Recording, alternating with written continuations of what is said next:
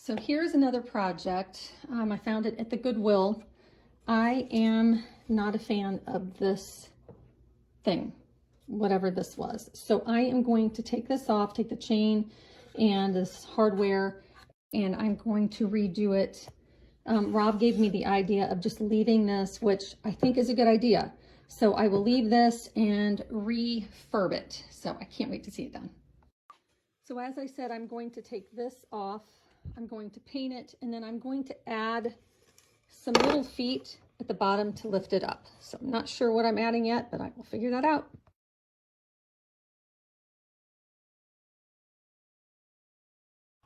So now what I'm going to do is clean this out really well, kind of rough it up with sandpaper. I'll let you know what grit I'm using. And then I'm going to use milk paint on it. I have not used milk paint before, so we'll see how that works. There was a little bit of stickiness in here, so I used this goof off and it kind of made the paint sticky. So what I did was I took a paint scraper, got all of the nasty stuff off, and now it's ready to rough. So I think there needs to be little feet on these, and what I did was I took some leftover plywood. You'll see these dots on here because when I was tracing the squares out, I wanted to make sure that I got the correct square. They're just 1-inch squares. I did sand the edges, and then as soon as I paint them, I will have to re-sand the edges because these seem to swell up a little bit. So just keep that in mind when you're using plywood. I put all 4 feet on. I used Gorilla Glue, and I used 3/4 inch, what are these, pin nails? They're so tiny. I wanted to use 1 inch, but they would have been a little bit too long and would have stuck out here. So it is ready to paint. So I'm ready to paint this cute little piece. I'm trying something new. It's called milk paint. I've heard of it years ago and I just have never used it. So this you mix with warm water, 1 part, 1 part, so equal parts. And that's about it. You just make sure it's blended really well, up to 2 minutes, and then you can start using. So that's what I'm gonna do. So I gave these drawers 2 coats of paint, and look at the chippy goodness that's happening right before our eyes. Oh my gosh. Wow. So I used milk paint on this, which I love. I love how chippy it gets, but I'm not liking the darkness underneath. So I'm gonna have to go back and sand all of it down and kind of get a neutral color first, and then stain, and then apply the milk paint. So project number 3 is going to take a little longer than I thought. So I'm coming up with a different project number 3. So I sanded these using a Dremel. I'll show you what it is. Look at that. That looks so much better. So I think what I'm going to do is stain it, put a little bit of varnish on, and then use the milk paint so it gives that chippy appearance again. I cannot wait to get this done. So I got it all sanded and stained a new color. Let me show you the stain color. Not a fan yet, but it's staying. I'm done. Let me show you. So here it is. It's neutral, and that's what I was going for because I really want the milk paint and the chippiness to stand out more than anything. I did notice that these 2 drawers are 2 different colors, but again, I'm going to have to deal with it. So here it is. There's no chipping, which I'm a little disappointed, but that's okay. I can deal with it. I'm just going to kind of scuff it up around the edges and like under the pole. I'll probably use an antiquing wax to give it a little more character and kind of make it a little more dirty and old looking. And then I'm probably not going to reveal this. I don't know when, because we want to show you the room that we just redid. So, and I think that's tomorrow. So stay tuned. Happy Wednesday. It's Tuesday. It's Tuesday. And it's almost 12:30.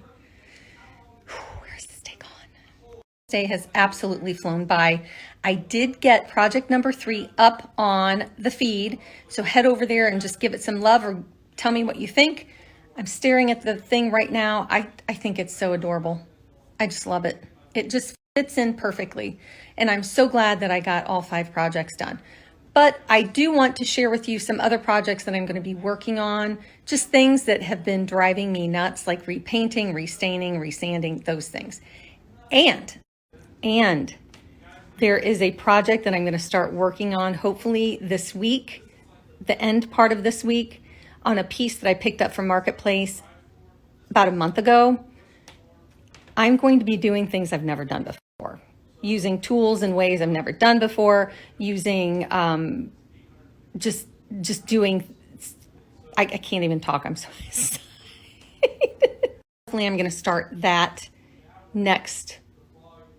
over the next couple days. I do need to use citrus strip. I've never used that before, but this is going to challenge me in many ways. Not only with the tools, but with exactly bringing these ideas that are like circling around in my head, like in a dryer and a washer, and spitting them out and putting them on this project.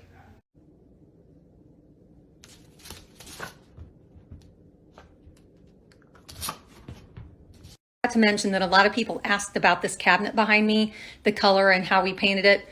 Rob will show you later today because he's the one that painted it. But he wanted something in this room specifically for like a liquor cabinet. So this is like an old TV cabinet.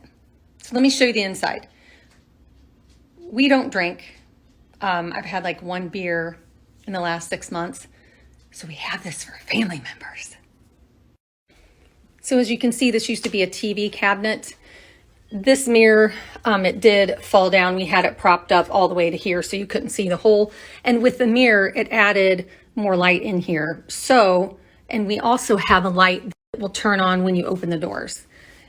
This was the original color on the outside, but Rob used, I think it was a gray green, and then added some either more paint or white and brown antiquing wax that he'll show you later on tonight.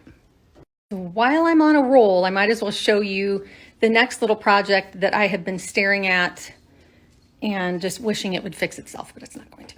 So let me show you. So Bosley's been using this. This was our old pup's food station. We had a Puggle and her name was Puggle. She passed away about 4 years ago, April 1st. So I need to refinish this, and my idea is I'm going to leave this. We just turn it around so Bosley can't see it. And I'm going to sand it all down and probably dry brush it with white paint, add a little bit of antiquing wax, maybe, I'm not sure, and it's good to go. So that is one of the projects that I would like to finish this week.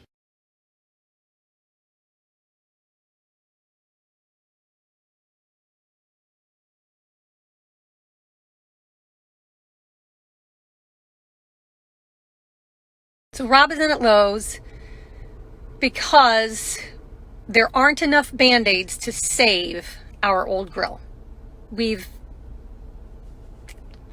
done, gone. So he's doing that, and I was going to chit chat with you a little bit. A couple things. This is another t-shirt I got at the Gap outlet. I cannot link it. I paid $10 for it. It's like an animal print. It's kind of like almost like a charcoal gray with a little bit of spots. So anyway, I did want to mention that when I was in the hospital back in January, I had 12 days to sit around and contemplate everything about life. And as I was sitting there, I would watch everyone else's life just continue to go on while mine was like stagnant, if that makes sense. So as I was watching this and thinking about like just everyday normal people, I wondered what would happen if like big stars would get hurt, or like a sports star. And then not too long after, just a couple weeks ago, Tiger Woods got in that horrible car accident. And then I've read about 2 other stars that are right around my age that have it way worse than me, that I did. I don't know if you guys have heard. Look up Ashley Judd and Brooke Shields. Ashley Judd, it took them 55 hours to get her out of the rainforest after she broke both of her tibia and fibula in her leg. And if I'm not mistaken, Ashley Judd laid there for hours. that makes me just, I can't imagine. And then if you know, Brooke Shields was at the gym and we just signed up for the YMCA. It was meaning about Brooke Shields is we are about the same age. She was going to the gym. We just signed up for the gym. I won't be using a balancing board. And Rob has always stayed away from the gym because of possible accidents like these, right? To Brooke Shields, she was actually using a balancing board and flipped off for, I don't know how, broke her femur, had to have surgery, then had to have another surgery because her femur again popped out. And then got a staph infection and had to go back for surgery. So where am I going with this, Deb? I'll tell you. So where I was going with all that is, doesn't matter who you are, what you do for a living, where you live, you're not exempt. You're not immune. Anyone can have any type of accident. And this whole kidney thing just made me realize that no one's exempt.